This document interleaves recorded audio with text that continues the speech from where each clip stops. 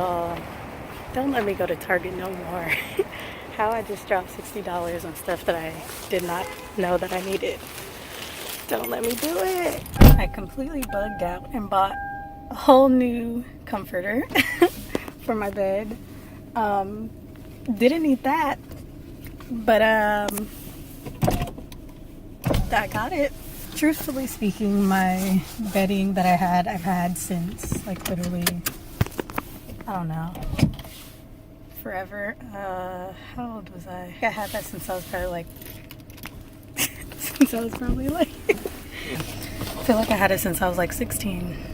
So yeah, honestly, I did have that comforter or that, what is that called, covers with the little zebra print. Like it was popping back in my teens, but and pre-teens, but had it for a while, and it's honestly kind of ripped apart a little bit, which I really don't mind because nobody's gonna be in my bed but me. And like if I don't mind it, then I don't see the need to buy a new one. And honestly, I've been like waiting to buy anything room related until I get my own space, because I feel like I'm just gonna buy a bunch of stuff, but who knows when that is. It was ripping, and so that's me rationalizing it, but I had no intentions at all of actually getting a whole new comforter. That's what Target does to you, and hence why I need to stop going there. Honestly, it was a good price. It was only $20, and it fits the vibe of my place. You gonna cross? No. Sometimes I feel like almost guilty that I spend money on certain things. Like when it comes to just like random things that are not grocery related. Yeah, when it comes to food spending, like I don't feel bad at all about that. I just try to save and like buy smart, shop smart. But when it comes to just like clothes and just random things that I want that I don't really need, I always feel guilty because I still do have like student debt. I don't know if anybody else experiences that.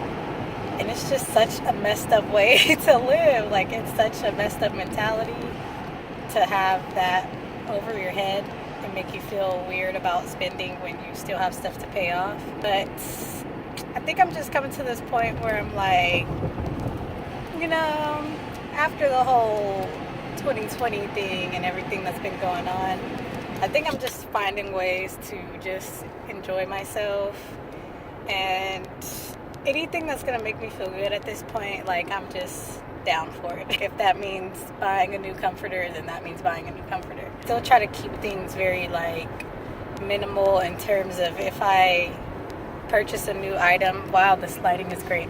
If I purchase a new item, I try to give away another item that I already have, or sell it. So that's how I keep things going in and out. I'm still working on my Poshmark, which has been kind of dry, and I think I might start like or look into the whole like Facebook marketplace thing.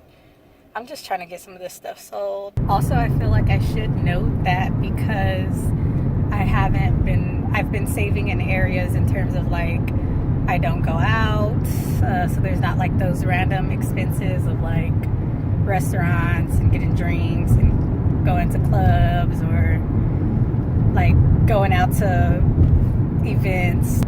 I guess because I am saving in that regard,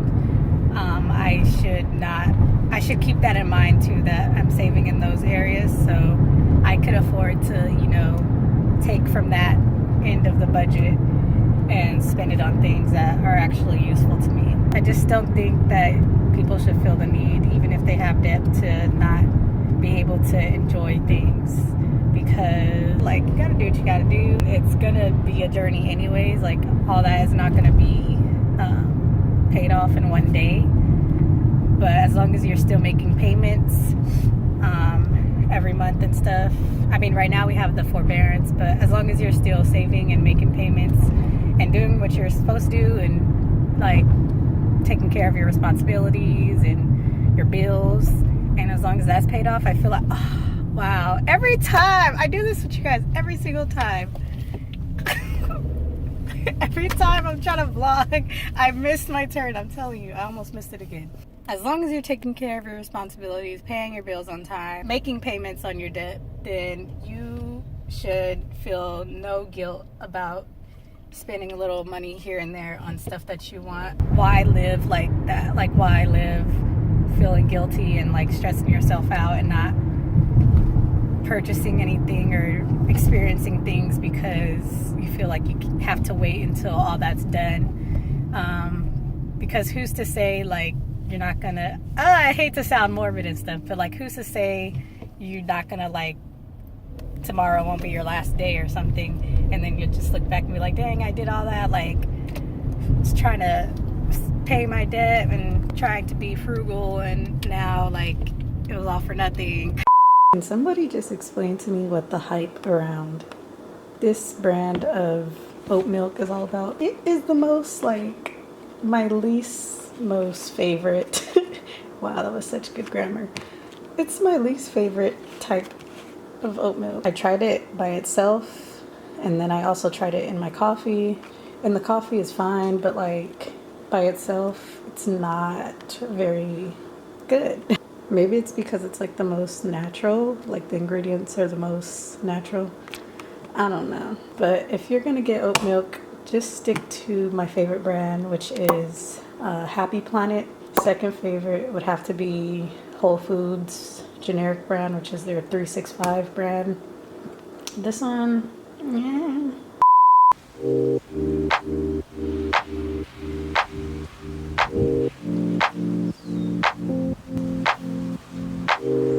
I've been on my way up, now it's really far down. I don't think I'll feel it when I hit the ground. In October it feels like summertime. I keep falling for you like every night. Been communicating through satellites, yeah. It's black and white. I'm all up in the clouds when it's pouring rain. Ain't never coming down unless you call my name. Yeah, we should take it slow, just like day by day. Like day by day. I'm all up in the clouds when it's pouring rain. Ain't never coming down unless you call my name. Yeah, we should take it slow, just like day by day. Let's just say that I am the queen at finding free things outside.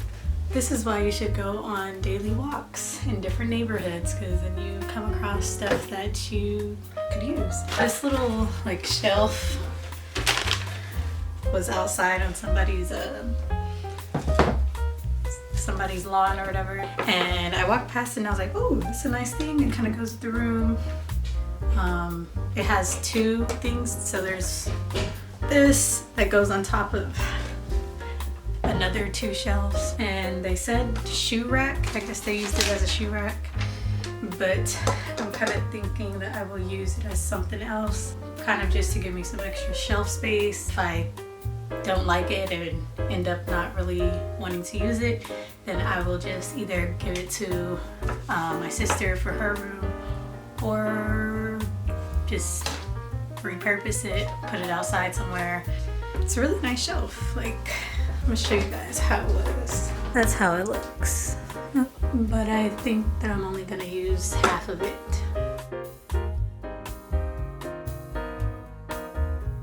This position, I feel like I would need to put some plants. So then that leads me in a dilemma of wanting to buy more plants to make this look even cuter.